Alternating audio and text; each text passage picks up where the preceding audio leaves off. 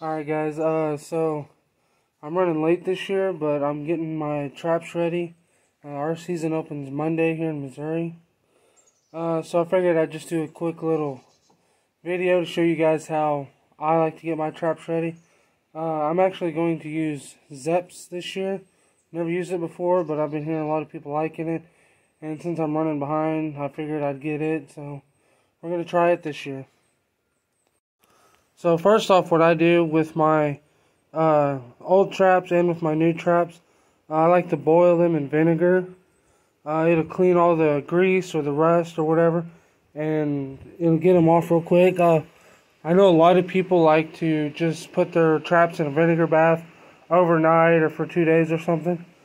If you actually boil them, it actually doesn't take but 15 minutes or something. And then you just hang them up. And, you got about 15 minutes and you'll have a perfect coat of rust on them. So you can dye them or paint them or do whatever you want with them. So, right now I'm just going to I'm starting at the boiling phase. So I poured 2 gallons into my pot. I got my little turkey cooker here. Whatever you guys want. I use the same one for my traps and for doing Euro mounts.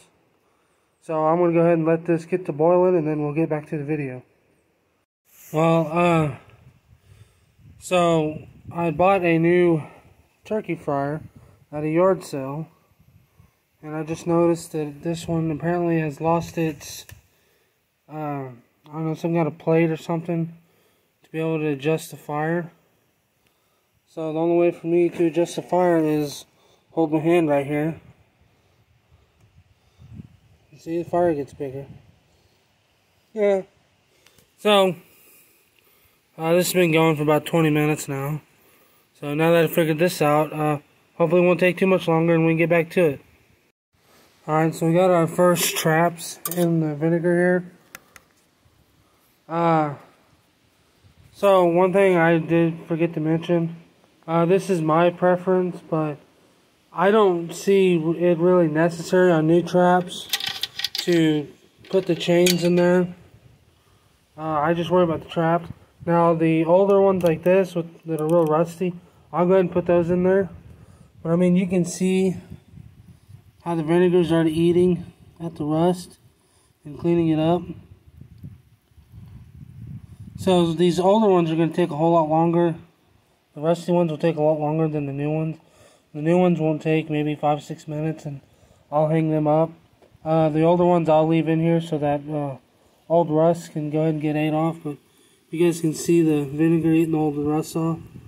All those bubbles coming up. So I'll go ahead and let these go, and then I'll probably go ahead and pull the new ones and put some new ones in there, and then we'll get back to the video. Alright, so I've let these older rusty ones sit in here. They've been going for probably 10 to 12 minutes now. I wanted to show you something real quick. It's kind of hard for me to pull them out and be able to do it while holding the camera with one hand.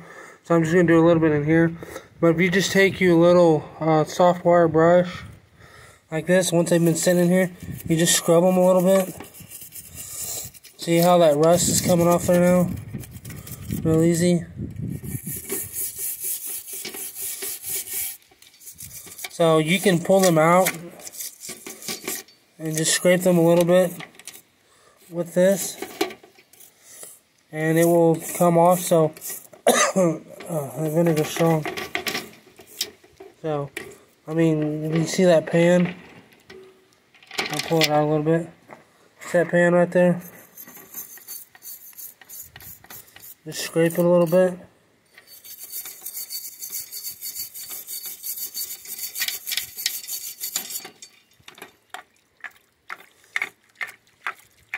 You see?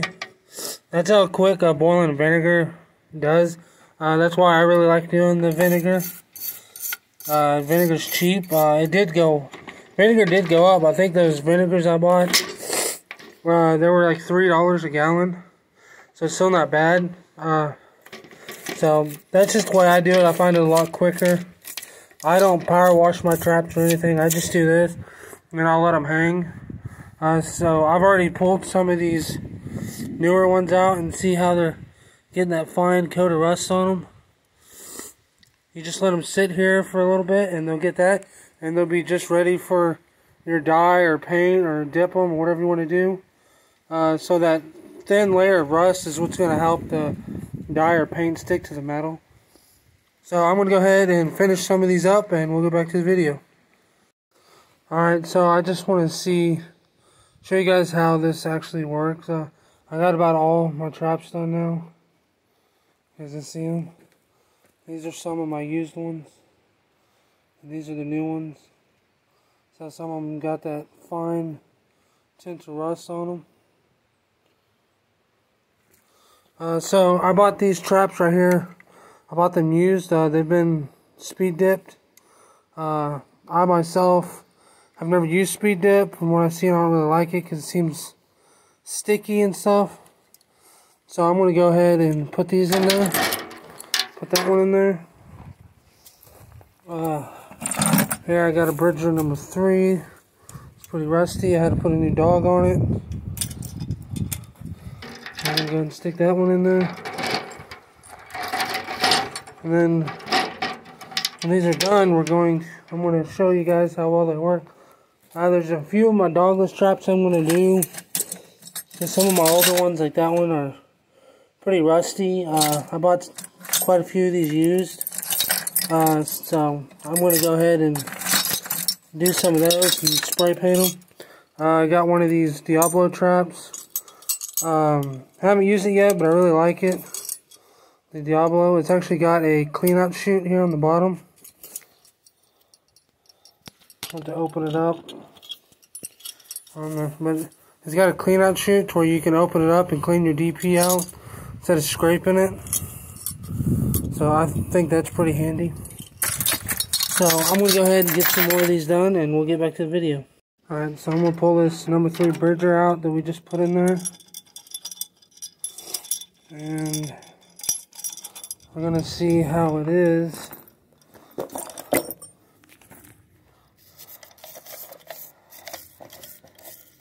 I'm going to go ahead and scrape it and then we'll come back. Alright, so I scraped that number 3. About enough for me anyways. I got most of the rust off. You can see.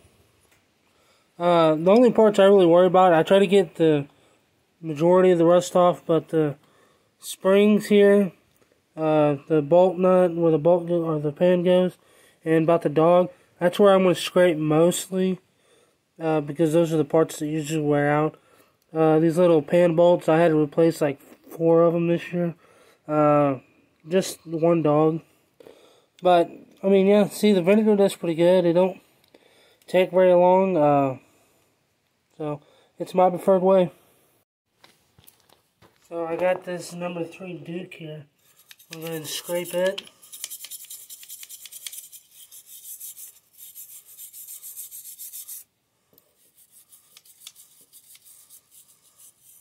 Like I said, you know, on the jaws and the pan and stuff, I just try to get the majority off. The springs are what I'm going to, you know, scrape on most and worry about. Because I don't want all that rust sitting in there. Try to keep them clean. The pan bolt here, that whole area, I like to scrape it pretty good. Keep the dog, scrape it here pretty good. But yeah, as far as most of it, like the, you know, the bottom, the base of it, stuff like that, I don't worry about a whole lot because, you know, it's a lot thicker metal than just, you know, the pan bolt or the dog, the springs. I mean, those are the things you're going to worry about most. So,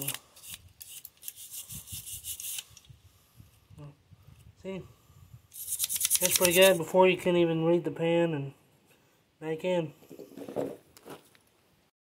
So I got about 6 of my DPs in here now. Some of the old rustier ones that I'm going to spray paint. So I'll show you how the vinegar does on those. So I'm going to bring this one over here.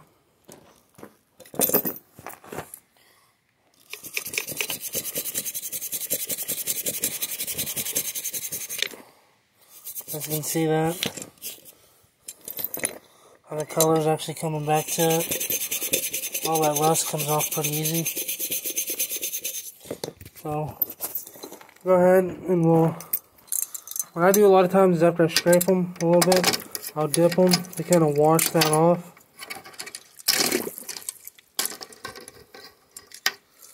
So, see? These things were completely covered in rust, and we're through that, so that's how the vinegar works. Well, there's our vinegar after we're done. Completely full of rust.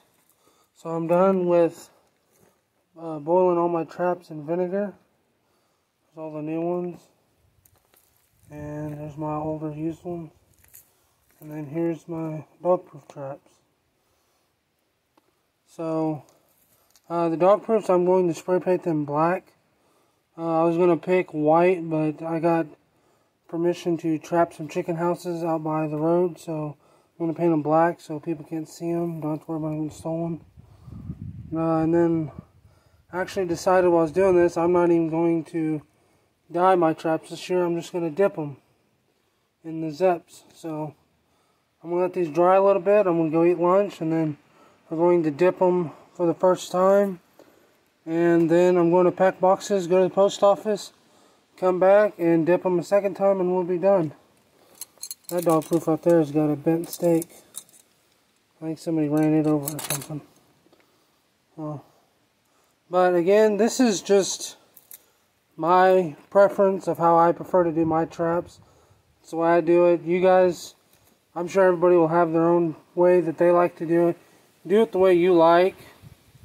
This is just another option for maybe new people that have not done it before, looking how to, or maybe somebody's done it before and they didn't like the way they did it, trying to find a new way to do it. So, I know there's going to be better ways for you guys to do it. I'm by no means a professional trapper. I'm not a big trapper. I'm usually too busy, so I don't even know if I'll have time to run all these traps. I got about, including dog proofs, I got about 5 dozen traps. So, we'll see how the year goes. Alright, so this is my first time doing this, like I said. That's the Zeps. I poured it in a little 2-gallon bucket. Put it in there. I got a lid for it so I can just save it from year to year and reuse it, just add to it. So, there you go. We're going to start with the first trap. So what I plan on doing is dipping it twice. I'm going to dip it once now and then come back later and dip it again. So from when I'm red, you just dip it in there, let it sit for a couple seconds. So I'm not going to worry about getting all the chain in there. Just, you know, the first couple links. Flip it over to make sure every, you know, part of the trap gets coated pretty good. We'll pull it out. Just shake it just a little bit. Get all that excess off. You don't want those puddles on there, really. And we're going to hang it up. So there we go. We'll go with our second one. So I'm going to go ahead and do these and then we'll come back later. Alright, so I've got them all dipped now. They're still pretty wet. They're going to have to sit here and dry for a little bit, probably a couple hours. I got them all dipped. You can see how the ones I've just done, they're still pretty white, they're pretty covered, they haven't dried at all. And some of these are looking pretty good. Like I said, you know, I hope I like it. It's the first time using it, so I don't know. Monday our season starts, so I'm going to try to get at least a couple sets out on Monday, so I should be able to know here in the next few days how I like it. Hope I like it.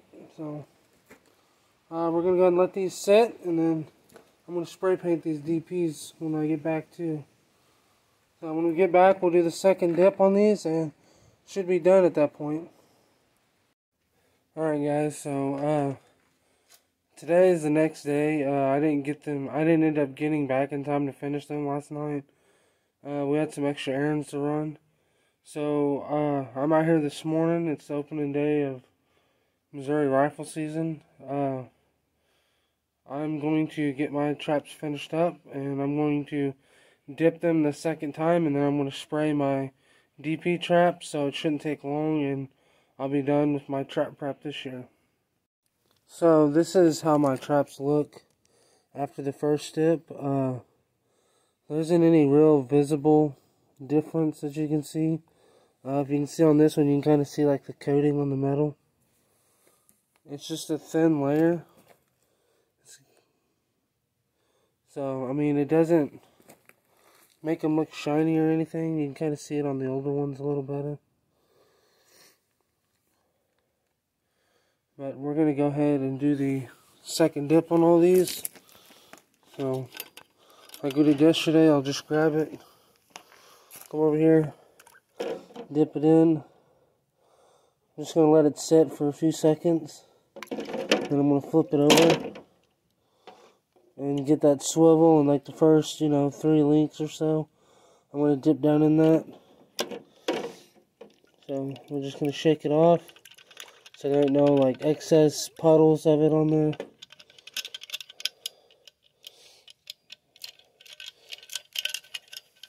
Then we're going to hang it back up and go to our next one. So I'm going to go ahead and dip all these again, and then I'll get back to the DPs and show you how, guys, I'm going to spray paint them. Alright, so we got all the traps done with their second dip. So we're going to let those sit here and dry. We should be done with the footholds.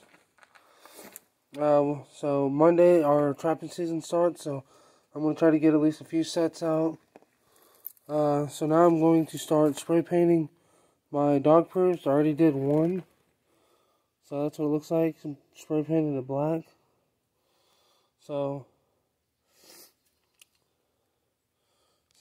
I'm going to go ahead and try to get a video of me doing spray painting one.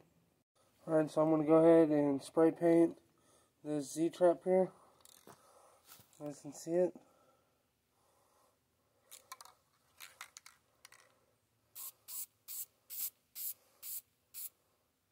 It doesn't take a lot of paint. I'm only doing one thin coat.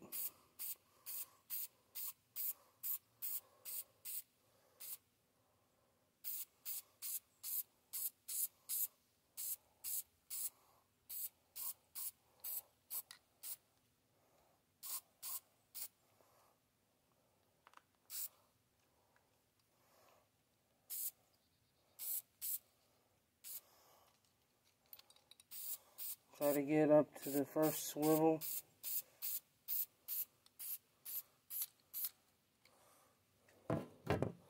So, there you go. Nice pretty black.